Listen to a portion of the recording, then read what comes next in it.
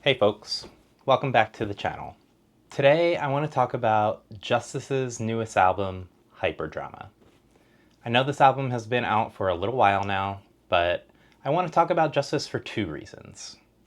They have a direct lineage to Daft Punk, who are my favorite musicians of all time, and because I just saw them live on their Hyperdrama tour. If you know anything about Justice, then you know that every tour comes with an alternate version of whatever album they're touring that will eventually be released as a live album. We'll get there though. Let's start at the beginning. All the way at the beginning. It's 2008. I'm in high school. I've been listening to a lot of Daft Punk. Too much Daft Punk. I had an iPod Nano.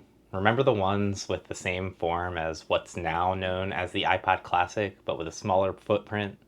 That one. One of my classmates, a guitarist and performer, sometimes he had to be snuck into his own shows because he was underage. Definitely the coolest kid in my graduating class, but no one knew it.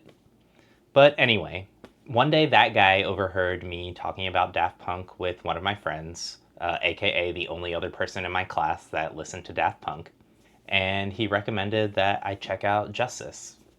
I go home that afternoon, fire up my home computer, go right to iTunes, and find an iTunes special edition of their debut album, Cross.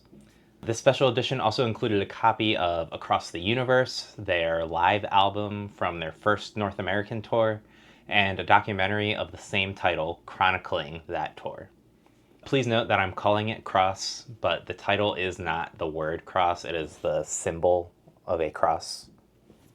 I was immediately hooked. Not only was the music a completely fresh interpretation of a style that I'd only known Daft Punk for, but with the documentary, the lifestyle of a touring DJ was put on full display, and that was completely new to me. The music was hard like electro, but funky like house. A track could begin as a headbanger, then suddenly drop into the sexiest syncopated bass line you'd ever heard. The through line to Daft Punk was clearly evident. They were two French guys, Gaspard Auger and Xavier Desronais, making electronic music with a label whose claim to fame was managing Daft Punk. From the start, their music was meant to be played from a stage, not from a DJ booth. And Pedro Winter, Busy P, the label head of Ed Banger, made that happen for them. Buzzy electro sounds and funky bass lines aside, I now know that the sound I found so very attractive was in fact microsampling combined with the talents of two experienced composers. As they progressed in their careers, Justice steered more towards their own brand of electronic arena rock. Still with samples and always with some underlying funk. I did have the chance to see them live for the first time in 2012 when they toured their 2011 album, Audio Video Disco. They pretty much gave me everything that I'd ever expected of them at that show.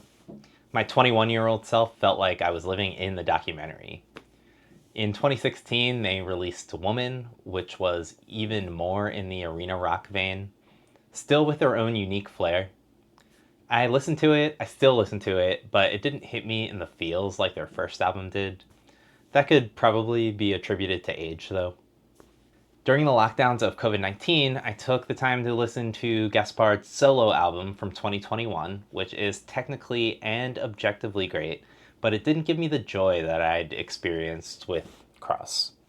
Enter the year 2024 and the release of their fourth studio album, Hyperdrama. A return to form, if I dare say, but a form that still encapsulates their entire journey. They managed to bring back the technique of Cross, but they buffed it and polished it to another level. You can quite literally see it in how the duo present themselves these days. They went from black jeans and leather jackets to white suits, regular Charizard to shiny Charizard. This time around, Justice recorded new music, then sampled it, then recorded it again, then sampled it again, and repeated this process however many times it took until it was just right. There's something to be said about not just sampling the music you love, but sampling your own music. You can hear the similarities to Cross, but also hear that a Justice with more experience and skill is there to execute. Alright, so here's my grand metaphor for this album. Cross is a Paris basement party. It's a great time, but it's a little dingy. You revel in the dinginess, though. You crave it. Hyperdrama is the same concept for the party, but it's not in a basement. It's in a brand new LA mansion. They brought the same old disco ball from the dingy basement, and now it's hanging from a beautiful high ceiling. All of the old vintage furniture that was pushed against the walls in the Paris basement have been flown to LA, restored, and given the space to breathe in this high-ceilinged, hardwood-floored room with perfect acoustics and perfect vibes. All of Justice's friends from the Paris party are there, but some new LA friends are there too. Justice have stayed true to themselves by implementing change that's rooted in growth. For Hyperdrama, Justice had the support of Tame Impala's Kevin Parker, Miguel, Thundercat, and many more, with vocal features that support their level of production prowess. That being said, it's not always the vocals that stand out in Justice's music. It's the sounds, the samples, the sonic world building, and the pure musicality of it all. One minute I'm at a French discotheque, then the next I'm at a German techno club, and then I end up in an American arena listening to classic rock a couple decades ago. This takes you to all of those places, but it never feels wrong or jarring. You go to all of those places without feeling like you ever left that perfectly curated LA party. This is what Justice have always done, but this time they did it better than they've ever done it before. Their natural progression is fully on display. I knew I'd have to see them live again, and so I did. They played at the Met in Philly and gave my city the honor of a show meant for festivals in what was really just a moderately sized theater. They brought the same kinetic light show that they used for Coachella by award-winning lighting designer Vincent Larison, who crafted rigs specifically for Justice. And it was all controlled live. That's right, electronic music and lighting with no pre-programming. I don't really have the words to describe it, so here's a clip.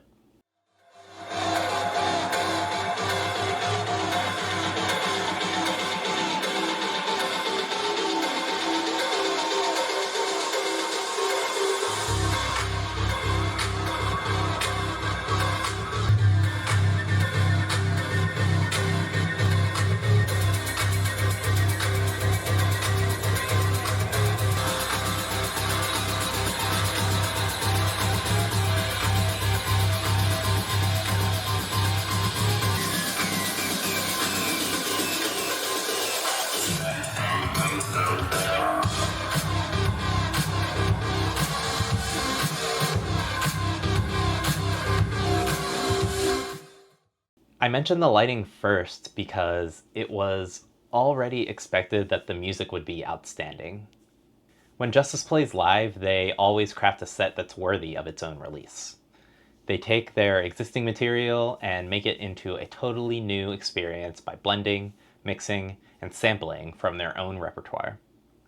Their sets are always a time warp, giving concert goers the past, present, and future of Justice all at once. I didn't make a list of my favorite tracks from this performance because I was busy enjoying the show, but we'll revisit it when the live album comes out. Now, I can't stress enough that you absolutely should listen to Hyperdrama all the way through, but I still want to tell you about my two personal favorites on the album.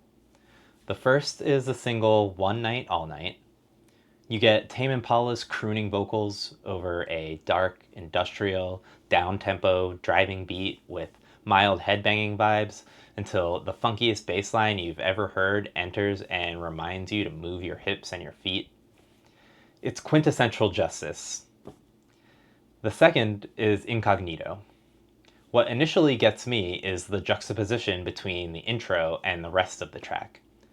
As Incognito begins, you're graced with a sultry, sine-wavy synth line, complete with a top-notch drum fill, very reminiscent of the R&B of old. When suddenly a frenetic bass line, a choral vocal sample, and electric pianos sweep the rug out from under you and take you on a wild ride before bringing you back to the intro as a closing refrain. Definitely a floor filler with enough twists and turns to give you the dopamine rush you want from this style of electronic music. Alright guys, and that's it. that was my review of Hyperdrama by Justice. You can listen to it anywhere music streams, but please consider buying it directly from Justice at justice.church. Great website, I know. They've got limited edition vinyls, CDs, and even Hyperdrama skateboards along with other merch items. It's definitely the best way to support the artist without giving a huge cut of your money to someone else. If you liked this review and want to see more, please send a like my way and leave a comment. Follow my channel for more subjective reviews like this one, as well as original music and remixes by me, Physicianism. Thanks for watching. Hope to see you next time.